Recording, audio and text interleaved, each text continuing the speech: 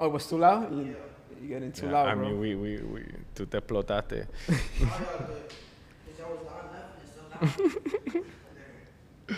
All right, Vladdy. ¿Qué bola hacer? How you been? It's been a minute. The last time we saw each other was on the giveaway. Yes, sir, man. Man, thank you for doing this. Thank you for inviting me, bro. Of course, man. I'm fucking hyped, bro. I was just, thinking about all this setup. We got 3 cameras. We got a monitor. Like, Pablo, you're not playing around, We're not bro. playing around, bro. We're trying to get some, we're trying to get more entrepreneurs like yourself and see how it goes from there. Yes, sir, bro. No, I love it, bro. I love it. And can you tell us about how you thought about it, right? I think you told me 2 weeks ago you thought about doing something like this, about reaching out to me. Yes, dude. So a few weeks ago, I was like, man, so, I post a lot on social media, Correct. mainly about fitness, but I wanted to post more about my entrepreneur side. And I was like, man, it would be cool. And then I also have a podcast. So I talk a little bit about that, but I was like, man, I want to sit down with another entrepreneur and just talk business. And I thought about you. I'm like, who's around in Miami? Yeah. Who do I fuck with? Who do I respect? That's also in the grind, the everyday grind. And then funny enough, yesterday, was it yesterday? It was yesterday. It was yesterday. You Or posted, Wednesday, I think it was. No, it was yesterday. And you posted that story, and I'm like, yo, let's get it popping. Let's get it And going, literally bro. 12 hours later, here we are, the whole setup. We got 3 cameras, a monitor, and we're ready to rock. For sure, man. I appreciate for coming, bro. And let's get it going. So talk to us, man. What you been up to this year? Bro, this year it's been all about the online. As you know, I started my business in person and the kettlebell business with that. 2 years ago, I started transitioning everything to online. So helping people with their training, with their nutrition, checking up on them. I went from training people inside of the gym to now training people online. So now I strictly literally work from home, which is great because it was one of the things that I wanted to do 2 years ago when I kind of set this vision out. You know what? I kind of want a little bit more freedom. I kind of don't want to be tied down to Miami, even though I love Miami. But I want to be able to travel for long periods of time. And not only that, but also be able to collect, because Right. as a trainer that trains people in person, if you went on vacation, you didn't train those people that week, so you didn't get paid. Or if they went on vacation, you didn't train those people that week, so then you will take a hit. So that has been what has been taking my full-on attention. So my online program, and with that, the Kettlebell Academy, and with that comes, everything that comes with it, the marketing, the Right. content, and all of that. So that's what I've been doing lately, man. That's awesome, man. So before we start talking about what you're doing now, for the people that don't know you, what's your background like? So people don't know me. One, I'm an immigrant. I'm Venezuelan. Grew up here in Miami, and I started. It's crazy because I started in this field in fitness 10 years ago. Wow. 10 years ago. 2016? Yeah, 2016. Shoot. I graduated high school, and then I worked a job at a warehouse for 1 year, and then after that I was I went into the fit. I wasn't even 21. I was 20 when I became a trainer. I couldn't even have a drink. During that period, my mom, I've always been into fitness. I played sports in high school. I've always been pretty fit, and I've been lifting since I was 15. And so my mom, she kind of was bugging, hey, they're hiring personal trainers at LA Fitness. We use the one on 88, 162nd and 88. yeah, that one, in Kendall. West Kendall? Shout out to Kendall. Shout out to the West Kendall peeps. Shout out to the LA Fitness in West Kendall 88. All the F boys. all the fuck boys. So she was like, oh, they're hiring trainers. You should get your personal training certification. And I was like, yeah, whatever. I ignored her for a good year. And then after working that warehouse job, man, that warehouse job was miserable, bar. Imagine, we're talking in the warehouse. Let me paint you this picture. It's hot as hell in Miami. No AC. The warehouse has no AC. I have a monitor on strapped to my hip. I have a little scanner strapped to my wrist. And I got a little dolly of boxes, and I'm going scanning, putting in the box, scanning, looking for the item. They're like rows and columns, boom, scanning, da da da. And then you will measure, the little scanner will measure how many things you did per minute.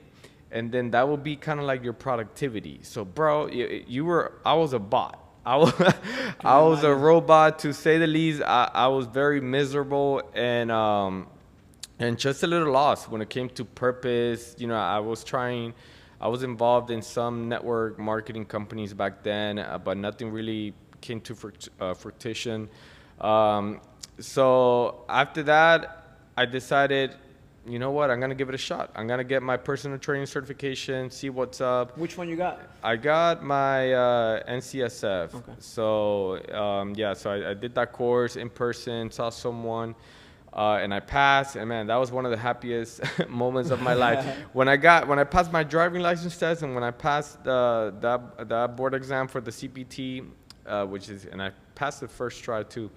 Was it difficult or? Yeah. It was hard, bro. Yeah. It was hard. It's not like what extra. It's like a lot of anatomy, like a lot of muscles, like. Honestly, shit that I don't use right now. That's the crazy part. Just like a lot of the educational system. But okay, I passed that, and then the big decision was like, all right, what gym am I gonna go work at? Where should I go? And I was thinking of going to the LA Fitness. I'm like, yo, I go to this gym. Maybe I should just apply to work for this gym. Yeah. And then I was talking with my dad, and we were just talking, you know, about like, and I told him, oh, maybe I'll start at LA Fitness, something, and then I could go maybe to a better gym or whatever. And then he literally told me this. He's like, dude, you have a car, just go where the money is. And I'm like, damn. Smart man. You know Shout what? out to dad. Shout out to my dad. That conversation. So I was like, you know what? Let's run it. And then so I looked for like, you know, high-end gyms, and I only applied to one, bro. I applied to Crunch Fitness in South Beach. I got an interview, and then I got the job, and bro, that's how I got started in fitness. That's how I got started in fitness. And bro, it was a crazy story because I got hired, and then the very next day, the manager that hired me quit. So I had like The next day? the next day. The very next day, like I had no onboarding, I had no nothing, no like, hey, this is how we do things. Like, just go get clients, bro. Get clients. So it was rough, bro. It was rough, but hey, I got pretty much thrown into the wolves, and you know, I'm sure if I would have gotten babysat, that things would have been the way they played out. So I'm glad it happened that way. What was the defining moment for you when you were like, okay, I need to take this serious, right? Because you told me that you started a company, right? You started Wlaminca, but you weren't taking that serious. Yeah. But what was the defining moment for you? I guess this was actually even before I went on my own. I was still working at Crunch, and I used to drive for Uber. So I would work, you know, Monday to Friday. What year was this? This was, man, this must have been like 2016, 2017. Okay. So I used to drive for Uber Friday night, Saturday night, Sunday night, and then I would see my clients Monday to Friday. And a lot of us that worked at that Crunch Fitness, like, we did something else. Like, it wasn't enough, whatever. So, and then we had a little meeting, and I remember this meeting, and then we were like, you know what? Let's be full-time trainers. Like, let's be fucking full-time trainers. And that was kind of like, at least for me, I don't know about everybody else that was in that meeting, but I was like, you know what? Right. Fuck yeah. Like, let me fucking be a full-time trainer. It's like, fuck this Uber and shit. And so you're like fed up already at that point. Yeah. I was fed up. And then that's when I really started to take things seriously. I built up my clientele, built everything up, and then so much that I ended up like taking all my clientele to like my own private facility. How were you getting clients or customers around that time? So that's the good thing about working at a big gym or a big box gym. Like, yes, they take about 50% of the revenue. So like if a client is paying $100 an hour, a session, the trainer is only getting like 35 or maybe 40. But the good thing is that they have the walkings. So like they have the physical structure, they have their own marketing, they have their own leads, they run their own ads. So like for me as a trainer, I was getting fed leads. Like someone new signs up, oh, they're gonna do a session with Vlad, an intro session with Vlad. And once you become like reliable and trustworthy, whenever the salespeople, the sales department get a new client, a new member, they're gonna give it to the best guy or the most trustworthy guy, the guy that shows up, the guy that comes in with coffee and gives them coffee, the guy that buys them lunch sometimes, or that's, you know, it was always down to put the team first. That's how you stand out. Yeah, that's how you stand out. And so that started, it's kind of like a compound effect. You start showing up.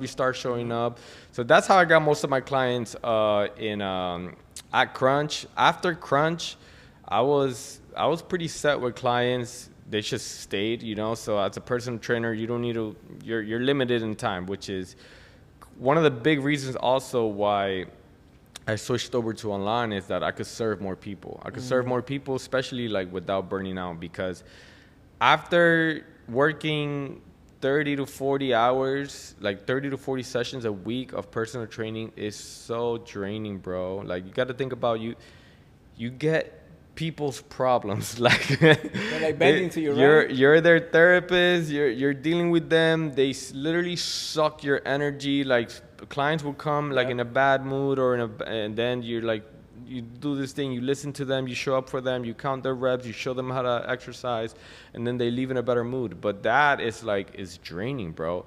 So yeah, that's another reason why I switched everything to online.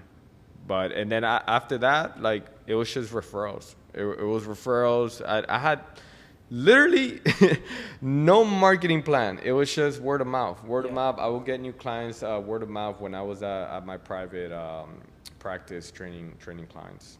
When did you go online? When did you went fully online? I decided to take online seriously in 2023 October, my birthday. 2023. Which we're close on birthdays. Mine's October 3rd. You're the 5th or October 20. Well, I do remember it is October, like 2 weeks. Yeah, apart. So that was kind of like my come to Jesus moment type of deal. Yeah. So I had a lot of stress. With the manufacturing business. Think about this. You're shipping boxes. You're dealing with pallets. You're receiving in the port of Miami. You're moving to warehouse. It's funny. Like I went back to a warehouse job, but it was my own. It was my own brand. I was the boss now. But what was I gonna say? So that brought a lot of stress. So it was the stress. So that brought a lot of stress. And also it was a little overwhelming. Like I never like the way I'm organized right now with my business, I was not organized with that business. Like when it comes to knowing your numbers, like how much was I making per kettlebell? How much like was this costing me? What was the exact profits and losses and all of that? Like I was just, and I'm sure some business owners, or at least early business owners could relate to this, that you kind of avoid those numbers. Or you just don't know. You don't know that you should be tracking your KPIs every single month or every single week. So I was trying to run away from that, and I was just, to deal with all of that, I was partying a lot, bro. A lot of drugs, a lot of partying, a lot of drinking, smoking weed every single night to go to sleep. And was kind of kicked that off. I was like, you know what? I'm not gonna drink for 3 months. That was at the beginning of 2023. So I chilled out for 3 months. I was like, let me recoup. And then one thing that I did that actually this changed everything is I was like, you know what? I'm gonna read in the balcony for an hour with a book. I don't have to read the whole hour, but I can't do anything else for that hour. So what will happen is I will read, If I got annoyed or whatever, I would just kind of put the book down and just look out into the clouds. But what were you reading? Like a Bible? Like No, I was reading self-help books. I was Okay. actually reading the 4-Hour Work Week by Tim Ferriss, and that was this wasn't an I said come to Jesus moment, but it wasn't actually religious. It was just like of me of like knowing what I wanted. Like I had gotten away from what I initially like the wanted, original- like like the your vision, mission. Yeah. the vision. I'm like, man, where am I going? I started this kettlebell business kind of like out of opportunity, out of the hype, out of everything because of the COVID. I saw, oh, people need equipment. Fuck it, I'm gonna do this, and I just went all in. Like I went on tour. I fucking ordered. My orders were like 20,000 pounds, then 30,000 pounds, then 50,000 pounds. Like we're talking about trucks. And I was like, yeah, it's gonna work. Like just off hype and not actual like data and numbers. And then that moment, me have taken that time to think and visualize and reflect. That's the word, reflect. Was like, man, and especially reading that book, which talks about an online business and being able to scale. Because I had started my online business in 2019, like 2018. I was recording my tutorial videos. I had already filmed 500 videos. Wow. Was it like people around you that got you like distracted, or was it like was it you? Was it people influencing you? Yeah, you could call it distracted by people, distracted by parties, and and then. So that's what happened those 3 months of like me kind of like sobering up. And then, I didn't go back to fully partying again, but I had a drink here and there. And then that October, I was like, you know what? I want to do the online thing. I'm going to hire a mentor and I'm going to go completely sober for 12 months. And that's exactly what I did. And that's kind of like how I launched the Kettlebell Academy because it was time, it was time like to go all in. had been messing around and and I knew it. Like once I had that reflection, I was like, this is it, man. Like I already started it. Like I need to go online, and this has to go with posting and doing all the right things. And that's when I hired my first mentor. Like I had worked with mentors in the past, kind of not worked, but like I had some mentors, but not like I hadn't paid someone to help me on a specific thing. So that really like changed everything for me. And that's kind of like how I transitioned from in-person personal training, the kettlebell business, to the online training, which is the Kettlebell Academy now, which is now my fully focus. And through that, I also had the 305 Kettlebell Club here, where we'll do pop-up classes, another little branch of the in-person business. But yeah, man, that 2023 was the year that I kind of like decided, like, you know what, I need to like not only hit the e-brake, but hit the e-brake and fucking pivot and like just lock in. And I was able to market myself well online. I was able to grow the online business, and yeah, man, ever since then it's been all about this. Like for the people that are watching, right? Some of them are scared to tell their friends or their coworkers, or people that they hang out all the time, right? For me, for example, people that know me, I'm kind of like dry, like I turn cold out of nowhere. But for me, I just had to like completely shut down the door, because I know those type of people, they're going to bring you down. Yeah. And they won't get it, so why even bother? When you hang out with friends, I made it public, I'm going sober for 12 months. Boom. The first 30, 60 days, 90 days, it was the hardest, especially because, you will go to the functions or social gatherings, like, oh, what do you mean? Or why are you doing that? Yeah. Like, bro, why? Bro, just have one. Like, So that's how it starts. And like, as annoying as it was, like, you have to understand that you can't expect them to understand, because they weren't feeling how I was feeling, the pain that I was feeling, like, of like, them, I need to fucking make a change. So, and then you don't have to announce it. You just gotta like slowly detach. Like slowly I started like just not going. Like, and then slowly I started. Yeah, just tell them no. Hey, I can't make it. Yeah, no. So like you don't you don't need to fucking explain yourself to anybody. Correct. I mean, if you care, if they're close, whatever, you let them know. But like, if someone invites me, like, yo, I don't have to answer to that text. Yeah. Like, yo, I'm fucking busy. And then it got to the point where like, that's it. You know, they stop inviting you to things or whatever, or they stop asking you, oh, you want to drink or do you want to smoke? Like, people don't offer me a drink now because they know I'm gonna say no. Like, it's just part of who I am right now. So it takes some time, but yeah, you have to like detach yourself, like just slowly, and you don't have to announce it. Just like, yo, I'm busy. Like, I'm working. Like, I'm working. I wish I could, but I'm working. That's another thing, like, for business owners, like, you have all these people that they work their 9 to 5 or they have their job. Like, ask them to do something while they're working hours. They're going to tell you, oh, I can't, I'm working. But when it comes to your time, when you are supposed to work on your business, which is fucking 24/7, you feel bad and like, you know what? Yeah, I'll make an exception. I'll go and hang out with them, knowing that you got to get some shit done for your business, that you got to get some content done for your business, that you got to do some follow-ups or do some organization, and then you put your business in the back burner. You put your business in the back burner, so you have to be very diligent, like, with that. Like, you got to put your business first. It's not for everybody. Like, if you don't have that mindset or that grit, like, you're just, it's not going to be for you. You're probably going to want a secure job. But it has, obviously, its benefits. One of those benefits is going to Colombia, huh? So, yeah, man, we were talking off camera. And so this is actually a very important moment for me, because what I started in 2023, the reason I hired a mentor, the reason why I locked the fuck in, the reason why I went sober for 12 months, and it was to have the freedom. To have the freedom to be able to travel for long periods of time. That was like one of the big goals. Like, dude, I want freedom to travel. And right now, 3 years later, watch this. Like, shit does not happen overnight. Actually, it could have happened last year. So it could have happened 2 years later.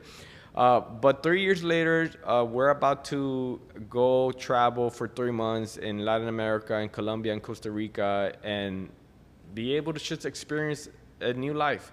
We love Miami, me and Ashley, but we just want to go try something new, try a different culture, and just get out of Miami, get out of the U.S. for a little bit, and not be worried that my business is going to take a toll. I'm going to be able to operate the same way I operate here in Miami. So that is something very exciting. I'm excited to be in Colombia, and also I'm excited to like actually fulfill this kind of like life that I've been wanting for a while, and it's like, fuck, it's finally happening. For sure. I know you had your Hawaii Hawaii moment. That was a crazy experience, bro. How long were you in Hawaii? Man, so I actually moved to Hawaii in 2020. It was March 2nd. Oh, right with the pandemic. That was like a few weeks before the pandemic started, man. They barely let you on the plane. Bro, I remember I was in LAX. Yeah. And I remember people were talking about it. And at that time, I wasn't fully aware of it because I don't watch the news, right? So I was hearing the noise a little bit. And I was like, I mean, what's the worst thing that can happen, right? I already have everything planned. I'm going to live with my cousin for a little bit in Hawaii, and then, go from there. But 2 weeks later, the whole country went down. And I was like, damn, this shit wasn't in my plans, bro. Because remember, a pandemic like that only happens like once every 100 years or something like that. Yeah. So that took me off guard a little bit, but it was also the biggest blessing. Yeah, because you that trip was initially planned like a year before, like a regular vacation, like, yo, I'm just gonna go visit my cousin. That was, so I went to Hawaii for the first time just to visit 2019. It was during the summer. And I checked it out just a little bit just to see how it was. Do I see myself living here? Because my cousin was the one in my ear telling me, hey, bro, you should move to Hawaii. He wanted to open up a restaurant. Oh. So, and I already had knowledge about restaurants, right? Because I used to be a server in Layali. Yeah, you were in the biz. Yeah, so I already knew, a little bit. And he told me, hey, bro, go to Hawaii and just check it out. You can move in for a little bit and go from there. So that was the idea, right? That was the concept. So what I'm doing, having a media production, wasn't in my plans at all. So when did that plan come out? Like when did this thing fall in your head? Like, yo, maybe I should buy a camera and like start documenting shit. So the first time I went to Hawaii, which on 2019, I took a GoPro.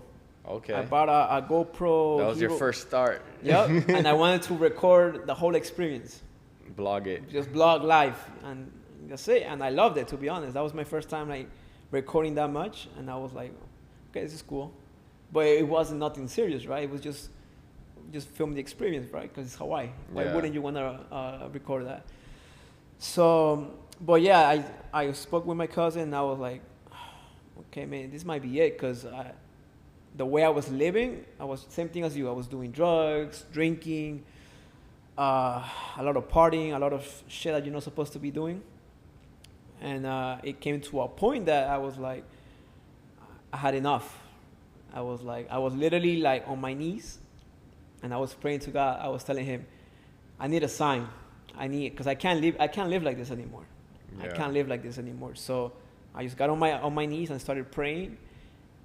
And that idea of living in Hawaii, I remember like at that point where I heard this whisper in my ear, almost like telling me, hey, move to Hawaii. It was really vivid.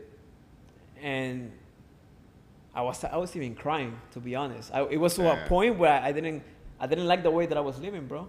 To be honest, I didn't see. I wanted to stop this. Like, how do I stop? Yeah, and it's a feeling, like it's an overwhelming feeling of like just living without purpose. Yeah. Like without purpose, I think as guys, like once you don't have purpose, you start to self-destruct. Yep. With any type of vices like porn, drugs, whatever, women, and it's just not a good life. It's not a fulfilling life. It's not. You feel empty. Yeah. And I felt empty inside, so I was like, I need to pull my pants up, buckle my belt, and just go all in into this. Go to Hawaii and then figure it out from there. So then when that moment happened, you booked your trip to Hawaii? I booked my trip, I will say November of December, late November.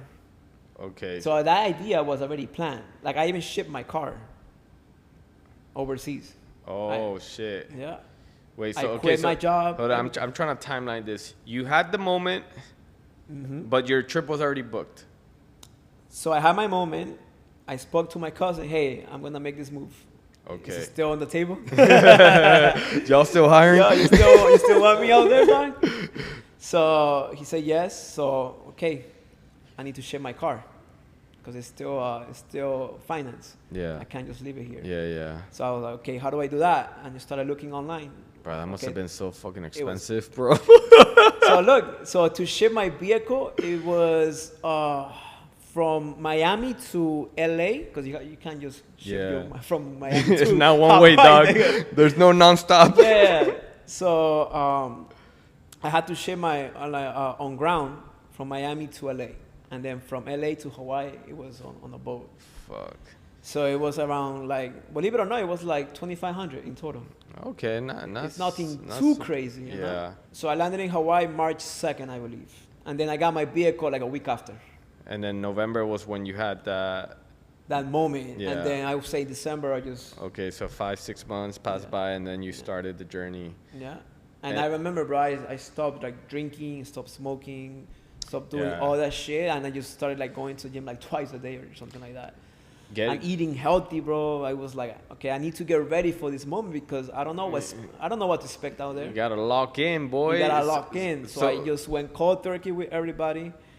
And I just needed to like lock into this idea that I'm gonna live in Hawaii, So it was crazy, man. It was intense, but like I said, it was like the biggest blessing and the most rewarded decision I ever made. 100%, bro. And okay, so in Hawaii, when did the camera become an option? Was that when you came back to Miami, or did you kind of like start working with people out there? So I'll say April. The idea that I had with my cousin to open up a restaurant, right? Shut down. Shut down immediately. You know what I'm saying? Okay, so I need to come up with something, right? And I just started like reading books, bro. I started reading the 10X by Grant Cardone. Yeah. I started reading. I started getting into Gary Vee, Yeah. all his lectures and so on. And I started. I even got this book, the Asian guy. Robert Kiyosaki. Robert Kiyosaki. Yeah, Rich Dad Poor Dad. Rich Dad Poor Dad. Yeah, yeah. And I started reading all these books, and then I started like scrolling right on YouTube and Facebook and Instagram, everything. Just to like come up with an idea, like what can I do? And I remember, bro, it was like 1 in the morning, 1, 2 in the morning, and I ran into this guy's page. His name is I think it was Lobo Films.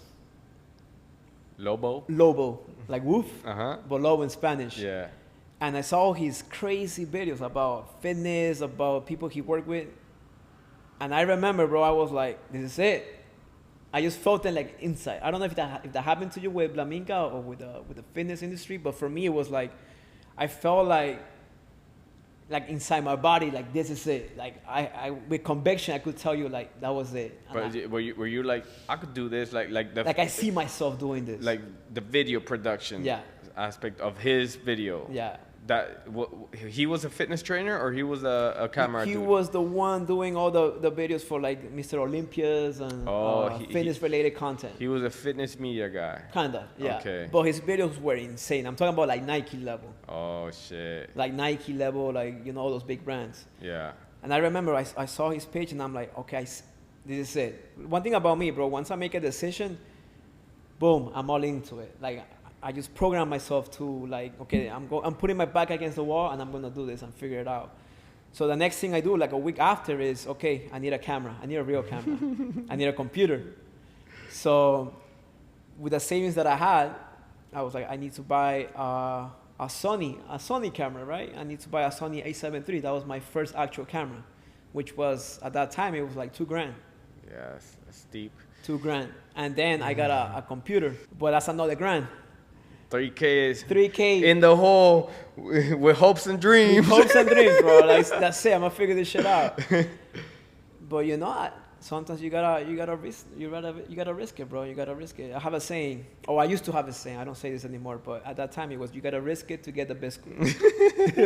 Yeah, you gotta risk it to get the biscuit. You gotta risk it to get the biscuit. And so I bought those two things that were super expensive for me at that time because I don't have any income coming. I don't have savings. Find any mentors online or anybody that guided you, maybe YouTube University of like how to structure, like, because you're like, I'm gonna do this, I'm gonna get a camera, but like, what do you even charge people, or like, what's the product? Like, I'm gonna give you, because I know, now I'm very familiar with this because I work with a lot of videographers and photographers, but like, people usually get some photos, a 60-minute reel, maybe this and that. Yeah. Like, where did you learn how to kind of structure that thing? We all go through YouTube University at one point, especially when you're starting out. But yeah, it was YouTube, but a lot of trial and error. Yeah. A lot of trial and error, and just recording myself. Working out. Okay, how do I, get the settings right? How do I get the white balance, the shutter speed, the aperture, all those things to make the, the angles, close-ups, wide angle. So it was a lot of trial and error. But I would say like 5 months later, I actually got a course. Okay. It was by, I don't know if you heard about them, but it's full-time filmmakers. Okay. So they're very well known on YouTube, especially at that time. It was like $1,000 to get that course, but it's a lifetime course. Yeah. And they will update it all the time. Yeah, no, but what that course taught you saved you 2 years of trying to figure shit out. Not only that, bro. They were running a special and they were selling it for $500. Hey, let me get that Black Friday sale. Let me get that. It was something about Mother's Day special, some shit like that. It's like, I'm not a mother, but let me get that shit. I'll get it. Yeah, man, that's something that a lot of people don't understand when it comes to investing in yourself or in your business. It's just the return that you're gonna get. This is something that I gotta teach people, like people that are on the fence. They've been trying fitness for a while. They're doing the wrong shit. They're they're getting hurt, or they're not doing anything. They need someone to hold them accountable. Yep. And like, dude, this is an investment in yourself. Like, there's a lot of people out there that, even now with artificial intelligence, like, oh, artificial intelligence could give me a plan. But like, dude, the guidance and the benefits of working with a mentor that's going to coach you and guide you step by step, like, it's going to save you so much time. And 100%. And it gets to the point where whenever you're in a certain bracket that you're making enough a year, like, if you are still, like, if you're making a certain amount of money and you're still spending 20, 40 minutes multiple times a week trying to figure something out on YouTube or online, like, bro, like, you're losing money. You're losing money. And some people don't even do that math, that if you make this X amount of an hour and you're wasting it trying to figure something out, which might not even give you the result, as opposed to hiring someone, paying, and then boom, you're gonna like get the blueprint. So it's key, bro, investing in yourself. I wish I would have done it earlier, to be honest. I know, me too.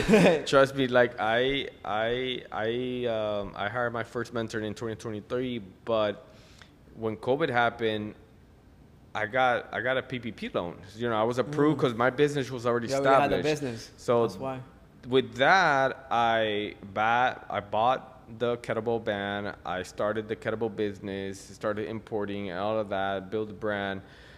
But if I would have invested that in a mentor, bro, like, it would have been so much better. And I invested a lot of, bro, I invested like 90 grand into the fucking kettlebell business, like, off rip. 90 grand in how long? In how many years? Bro, in 1 year, bro. Like, wow. 90 grand cash. I have 90 grand. I don't have 90 grand type of deal. Yeah.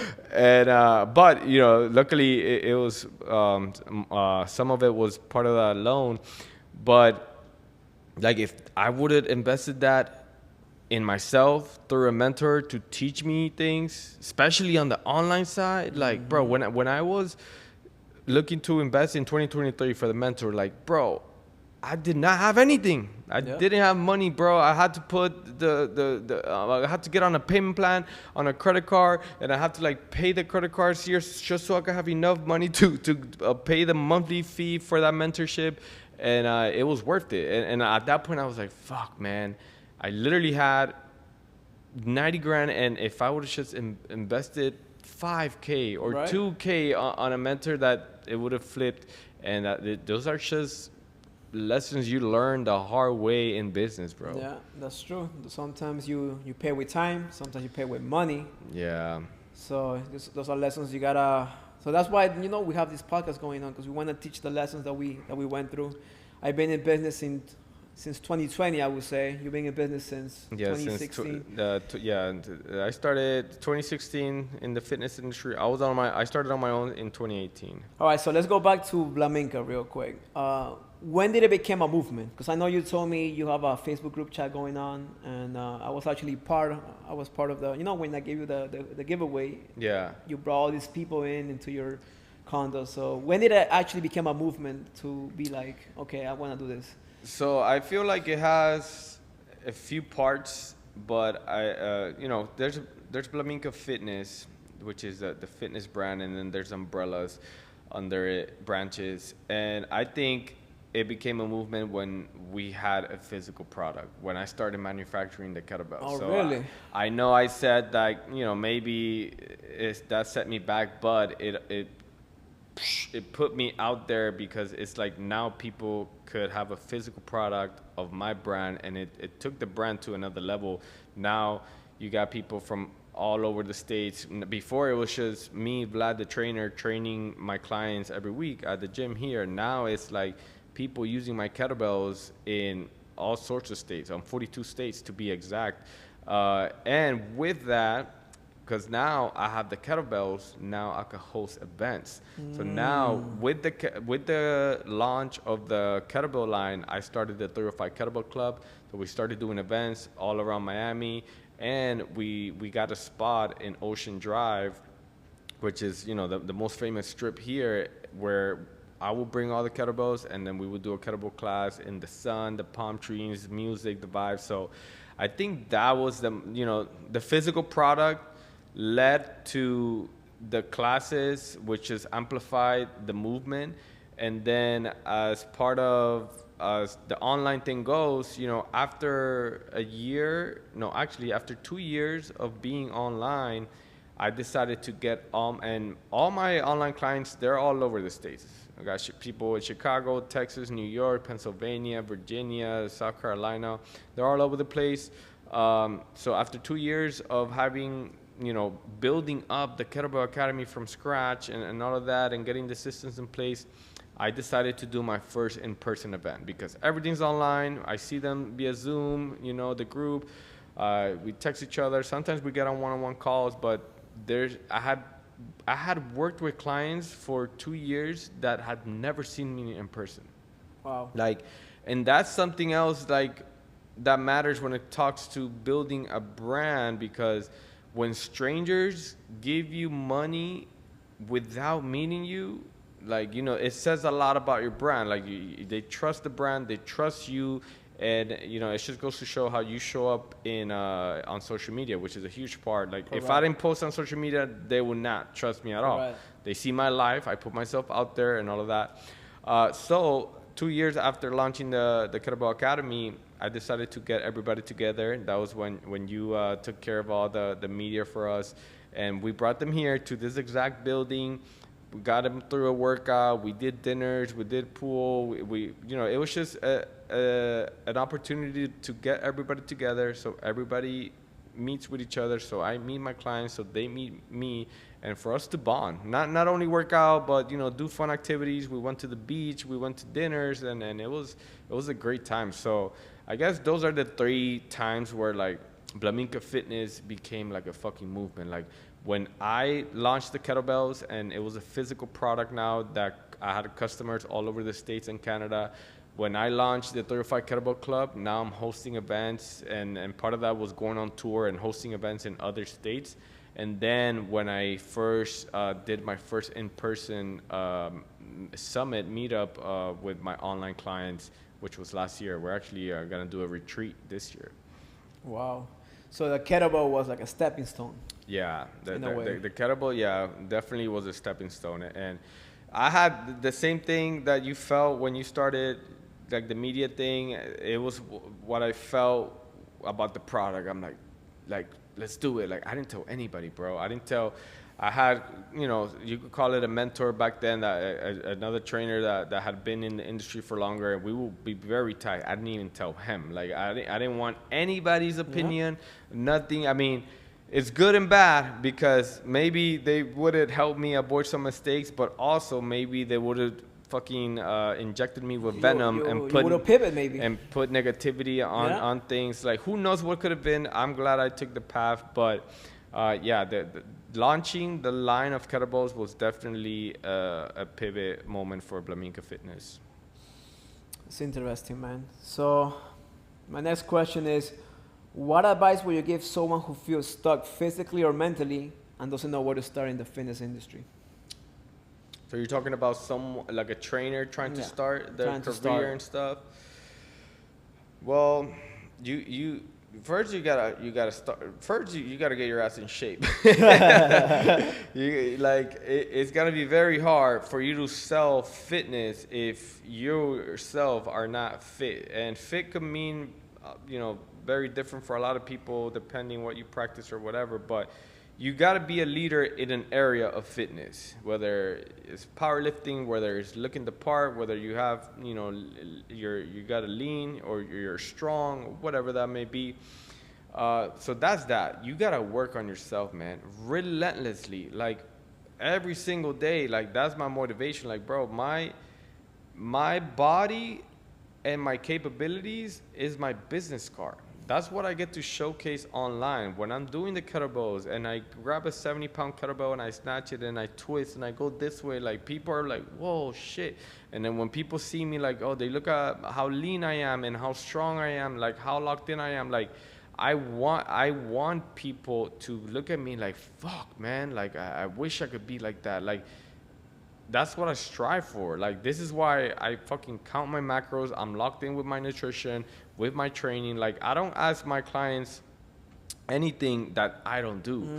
And it's like, it's my motivation. Like, yo, I don't want to give a chance to my clients or my potential clients to catch up to me. Like, you're not going to catch up to me. Good luck, though. You could try, but you're not going to catch up to me physically, fitness wise. So that's kind of like my motivation, you know, to keep on be bettering on your craft. So that's like number one. Like, you got to work on yourself, man. You got to work on yourself. And if you work on yourself hard enough, people are going to start asking, yo, what are you doing? Damn, bro, I'm trying to be like you. Yeah. Yo, what do you think I should do? Yo, you know, like, business is going to become easy if you're the example. And then another thing is work for a gym. Go work for a gym. I see a lot of... Start somewhere, huh? Yeah, I mean, it depends. Like, if you're trying to train people in person, you got to go... I would say go work for the gym, because in the gym, they're going to teach you the sales system, how everything's structured. You're going to get a lot of practice, because there's going to be leads coming through the doors. You're going to get repetitions on giving people that intro session, on pitching your prices. When you're first starting, repetition is the name of the game. When some trainers, they get their CPT and then they try to do it on their own, like, they don't get that many reps. They get maybe one intro session a month or two a month, and they fumble the bag because they don't have a lot of practice. So that's that for the in-person side. And then for the online, you got to pull some fucking online, bro. You got to get on social media. You got to hire this guy to do your marketing. Makes films. You need that content, man. You gotta step number one, just document your journey. What are you doing? The workouts you're doing. Why are you doing them? Document your nutrition. Why are you eating what you're eating? And then you could start switching things around. Once you get your shit together and people start noticing you, then you could start kind of like teaching people. And like, when you're trying to they talk about honing down your avatar or your ideal client. Like, you got to think about who that person is. Like, who are the type of people that you can help the most and that you want to help the most. And sometimes that is like your old self. Like, if a trainer was an overweight dude and he got himself in shape, maybe he's going to want to train his old self, a person trying to lose weight. Or if the trainer was a skinny dude and got himself big and muscular, maybe he trains that guy, the skinny guy that is trying to gain weight. So there's a lot of avenues you could go. I help people like in their 40s, 50s, and even 60s, like, just get stronger, like, become more capable. Let me ask you, when did you realize, okay, this is my demographic, okay, 40 to 50, when did it click for you? I think in person, when I was training in person, I had it already in my mind, because one, those are the people that I already been trying shit for like 10, 20 years. Like, they're fucking tired of like, yo, man, like, I'm out of options, you know, like, I'm ready to hire someone. So like, I'm thinking about the health of the business too. And then also those people, they're well financially. So like, people in their 40s and 50s, they typically have a career set up already, you know, or a business set up already. And another thing is, it's just, I get to make the biggest difference in them, because once they start to get older, people start to get older, like 40, 50, 60s, like, little things, like when your strength and power goes down, little things, everyday things start to become a task, like getting up from the toilet, going up from the stairs, like your knees start hurting. Yeah, like problems. Carrying your kid, or you start feeling achy pains and all of that. So like, what I looked at that, I was like, this is the person that I can make the most difference in. And they're mostly financially stable, so, you know, it's good for the health of the business. And that's kind of like when it clicked. I'm like, you know what? Yeah. And then obviously part of that is they want to train with kettlebells from home. So that's like another layer of my, call it, ideal people that I help. So when you're starting off, like, this is just for online, because online you have to be very specific, because you're competing against the world. You have to be the obvious choice for that person on the other side of the screen. When you're locally, like when I was locally in South Beach, like people train with me because I was the fucking closest gym to their house. There's no specific reason. Like you got location bias, but when you're online, you're competing against the whole world. So you do gotta hone down on that specific and talk to that person, relate to their problems, and give tips and fixes to what they're dealing with. Last question for you. 5 years from now, so we're in 2026. 2026. 2031. No. Yeah, it's a lot, right? You're going to be what? You're going to be 36, 37? Yeah, 36. So 5 years from now, what do you want people to say about your business and the impact it made? I want people to say about my business that it made a difference to their lives. That because of Wlaminca Fitness, because of the Kettlebell Academy, because of Vlad, because of the coaching team, because of everything we build, that they get to live a more enjoyable life and do the things they want to do without limitations, like with their loved ones. And like that's like the whole goal. Like I want people to feel capable to do the things they want to do with their loved ones without limitations. I don't want anybody to be like, oh yeah, you guys want to go hiking? Yeah, no, that's not for me. Oh, you want to go to the top of the mountain? Like, yeah, bro, no, that sounds like a heart attack. Like, I want people to not feel limited by their body. And not only that, it's the compound effect, which is already happening. Like, I help someone and now they start to help their spouse. And then their spouses, brothers and sisters, they start to take notice, and then they help them a little bit too. They give them the tip. They're like leading by example. So it's just like a ripple effect. And it's a compound effect, and it's already happening inside the academy. Like all of the spouses of my clients inside the Kettlebell Academy, they lost 20 to 30 pounds as well, because if one gets on board and I tell them exactly what to do with their nutrition, their spouse is going to get on board as well, or their parents, or you start teaching them strength training to their parents that absolutely need it. So I just want that like to keep on growing, to keep on compounding. That's what I want people to say about Wlaminca Fitness, that it made a difference not only in their lives, but in their families' lives and for generations to come. That's awesome, man. Where can they find you?